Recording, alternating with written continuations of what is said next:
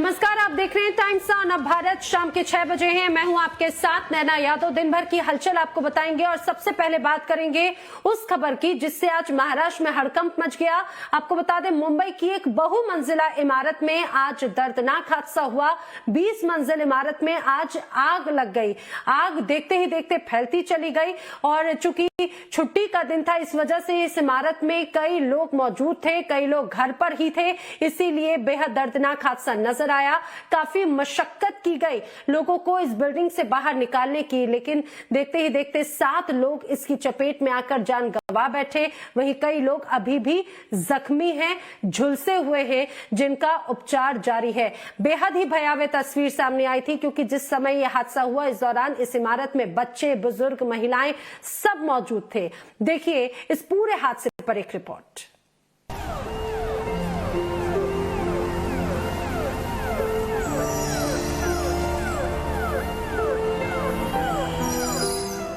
ये सिस्टम की लापरवाही का धुआं है।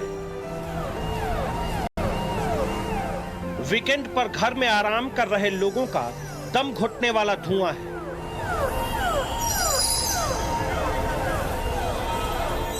प्रशासन और राज्य सरकार की नाकामी का धुआं है। ये किसी इंसान को सीधे मौत में धकेल देने वाली लापरवाही है जो एक बार फिर से मुंबई को गमगीन कर गया। शनिवार की सुबह मुंबई में बाकी सुबह से अलग थी, जब अचानक ही लोगों को पता चला कि कमला बिल्डिंग के लेवल 3 में एक बिल्डिंग में भीषण आग लग गई है। कभी न थमने वाली मुंबई इस तस्वीर को देखकर सन्न रह गई। फिर कुछ ही मिनटों में लोगों की मौत की खबर ने बड़ा धक्का दिया। मुंबई के ताड़देव इलाके की इस 20 मंजिला इमारत में भीषण आग लगी। आग ने सबसे ज्यादा 18वीं मंजिल को नुकसान पहुंचाया।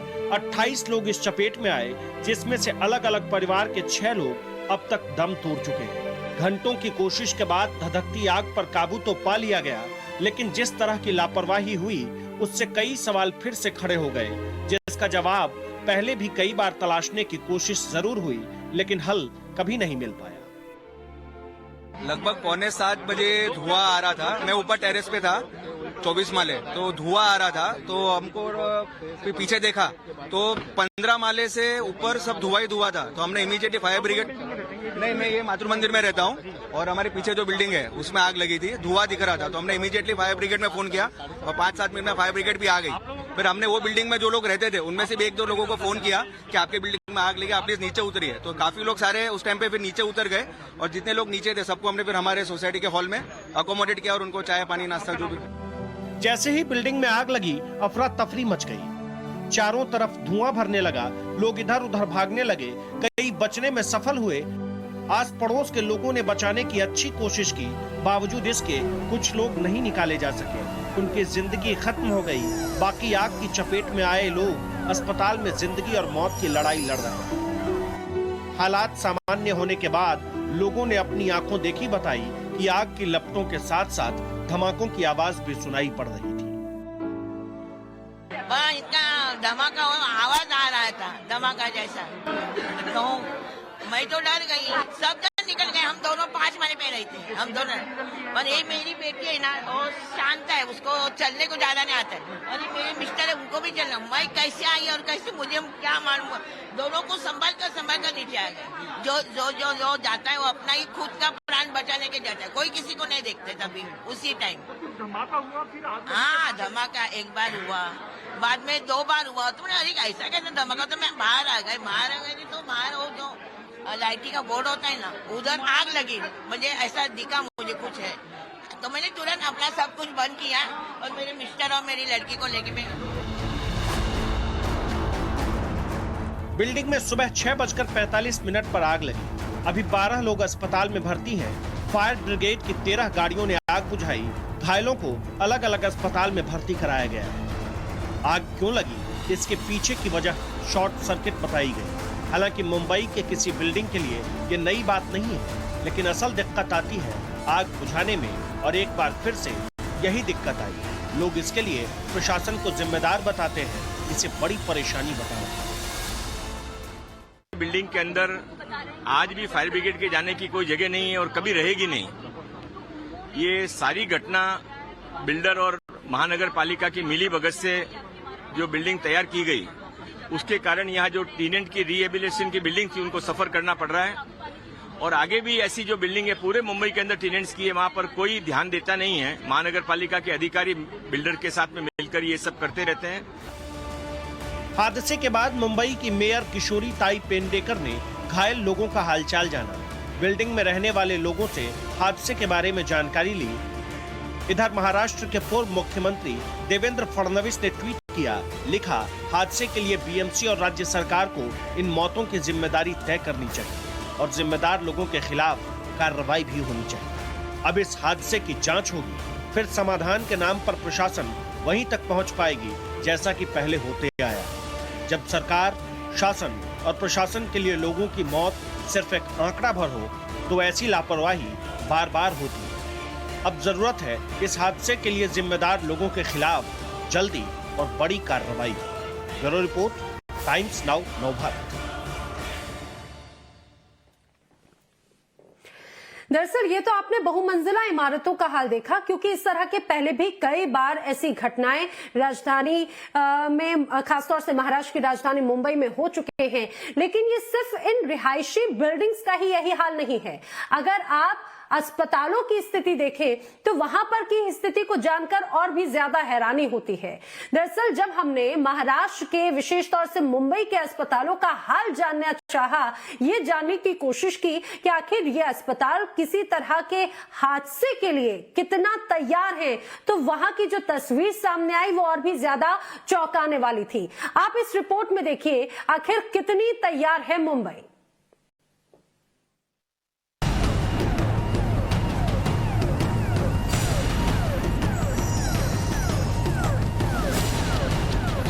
इस दर्दनाक हादसे ने एक बार फिर माया नगरी मुंबई की बड़ी बड़ी इमारतों की पोल खोल दी। मुंबई में घर खरीदना बड़े से बड़े आदमी का सपना होता है, लेकिन ये तस्वीरें मुंबई की ऊंची इमारतों की असली कहानी बयां करती हैं।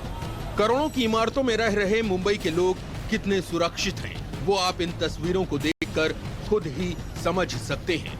ये हाल सिर्फ मुंबई की इन इमारतों का ही नहीं है, उन अस्पतालों का भी है जहां मुंबई में आप इलाज करवाने जाते हैं। मुंबई के कई अस्पताल ऐसे हैं जो ना तो रजिस्टर्ड हैं, ना ही इन अस्पतालों में आग बुझाने वाले कोई साधन है, जिसका खुलासा खुद मुंबई के 2 अस्पतालों के डॉक्टर्स और एडमिनिस्ट्रेटर ने टाइम्स नाउ नवभारत के छिपे हुए कैमरे में किया है।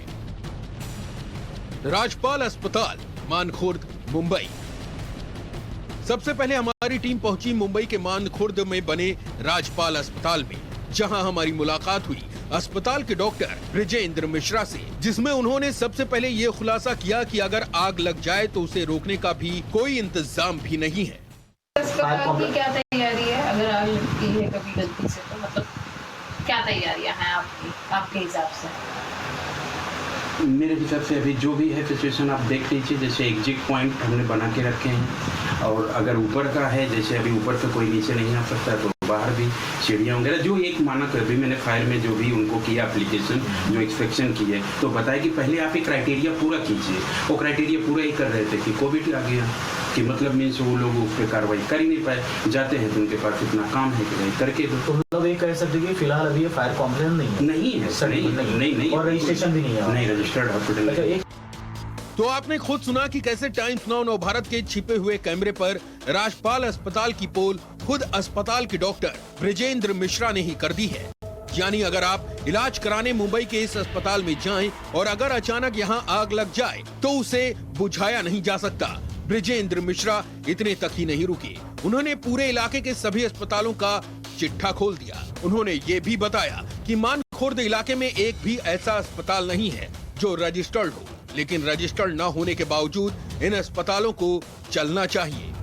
पूरे मानखुर्द में 2005 में मैंने शुभम हॉस्पिटल चालू किया, जिसका रजिस्ट्रेशन 2009 में हमने चलाया, मतलब कराया। उसके बाद से पूरे मानखुर्द में कोई रजिस्टर्ड हॉस्पिटल नहीं है। कोई हॉस्पिटल उसके बाद से बने कितने हॉस्पिटल? 4। अभी समझो पहला हॉस्पिटल मेरा आया शुभम में, जब भी मैंने चालू किया 2005 में, क्योंकि हम 3 पार्टनर थे। 2016 तक हम चलाए, 2016 से हम अलग होके अपना बनाए। प्लस उसके बाद समझो विश्वकर्मा आया, एक मेडिस्टार आया, सागर आया, अप्रोच करके आया। हाँ, ऐसे 4-5 रजिस्टर्ड है ही नहीं कोई हॉस्पिटल रजिस्टर्ड नहीं है हमारे पास।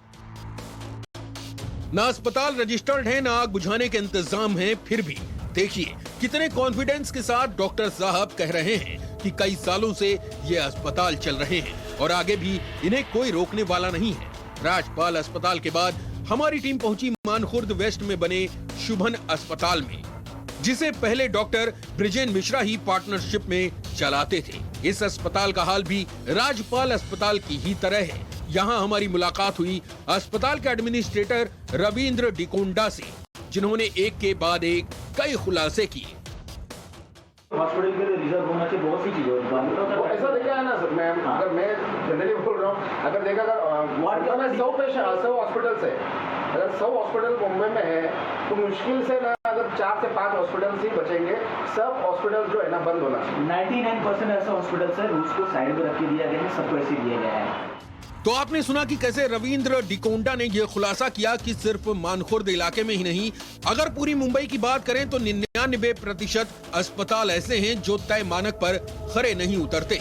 एक अस्पताल में जो इंतजाम होने चाहिए वो मुंबई में सिर्फ कुछ ही अस्पतालों में हैं। मुंबई के अस्पतालों की सच्चाई तो इन्होंने बताई, अब इन्हीं की जुबानी इनके अस्पताल की सच्चाई भी सुन लीजिए।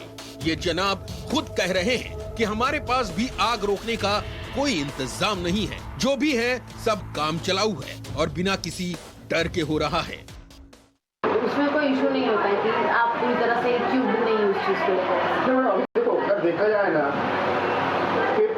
पेपर्स रिक्वायरमेंट है, समझे ना, उसी रिक्वायरमेंट है। कमर्शियल एज अ हॉस्पिटल करके वो रिक्वायरमेंट है जो पेशेंट के लिए या जैसे फायर के लिए ये माइनर है। ठीक है, ये आप ये बोल सकते हो एंट्री चाहिए, एग्जिट एंट्री चाहिए, वेंटिलेशन के लिए प्रॉपर वेंटिलेशन चाहिए। जो मेन जो फायर अगर लगा तो यहाँ पे क्या हमारा सुविधा है वो मेन, वो जो बेसिक जो है ना वो तो किया हम लोग। अच्छा, बेसिक काम आपने, बेसिक काम चलाऊ काम है आपका। मतलब ये अभी अब जैसे भी समझो उसको रूल्स के हिसाब से जाना है, एक कॉम्प्लेंस है, इसके लिए हम जिम्मेदार एकदम रूल्स के हिसाब से जाना है तो कोई हॉस्पिटल लाइसेंस इन्होंने। आपने सुना कि रविंद्र डिकोंडा ने खुद छिपे हुए कैमरे पर यह बात कबूली कि इनके पास आग बुझाने का कोई इंतजाम नहीं है। अस्पताल में ये इंतजाम बस काम चलाऊ ही है। इतना ही नहीं, अस्पताल में अगर एंट्री की तरफ से भी आग लग जाए तो बाहर निकलने का भी कोई इंतजाम नहीं है। एंट्री एग्जिट का मुझे कुछ बता रहे थे। मतलब कहना मतलब ऐसा एंट्री जैसा हुआ ना, तो अगर कुछ फायर लगा तो अभी सामने से इधर फायर लगा तो एग्जिट के लिए तुम दूसरे डोर से बाहर करना चाहिए। तो एग्जिट नहीं है, उधर फायर लगा तो कम से कम यहाँ से इधर जाना चाहिए। तो अपने पास वो एग्जिट नहीं है ना। एग्जिट्स में नहीं है करके नहीं बोल सकता, अभी तो मेरा पूरा यहाँ से लेकर वहाँ तक जो है ना गैलरी है, ओपन गैलरी है पूरा, ऐसा नहीं कि मेरा बांधा हुआ है। तो इधर से निकल के गेट गैलरी से बाहर खड़े रह सकते पर निकल नहीं सकते। हाँ वही मतलब समझ लो काम चलाओ चलो एक तरफ पकड़ लो, क्यों खाली स्पेस का गैलरी थी, अब उसको खड़े रहेंगे नहीं। मुंबई की एक जलती हुई इमारत की तस्वीर आज आप देख ही चुके हैं और मुंबई के मानखुर्द इलाके के अस्पतालों का हाल हमने अपने इस स्टिंग में आपको दिखा दिया है। अधिकारी सो रहे हैं, अस्पताल वाले पैसे बनाने के लिए लापरवाही की सारी हदें पार कर चुके हैं। ऐसे में मुंबई में रहने वालों का तो भगवान ही मालिक है। Bureau report, times now, Navbharat. बिल्कुल, महाराष्ट्र में खासतौर से अगर महाराष्ट्र की राजधानी का क्या हाल है वो आपने देख लिया। मेरी साथी शिवानी मिश्रा मेरे साथ में जुड़ रही है मुंबई से। शिवानी, आज बहुमंजिला इमारत में आग लगी, इसके पहले भी कई ऐसी घटनाएं हमने मुंबई की देखी जो हमारे सामने थी, जो कई सवालों के साथ में थी। अब ऐसे में बार बार यही परिस्थिति और यही सवाल खड़ा होता है कि आखिर इतने हादसे मुंबई की रिहायशी बिल्डिंग्स में क्यों होते हैं? क्या यहाँ पे वो तमाम प्रोटोकॉल्स का पालन नहीं किया जाता या यहाँ पे कोई व्यवस्था नहीं होती?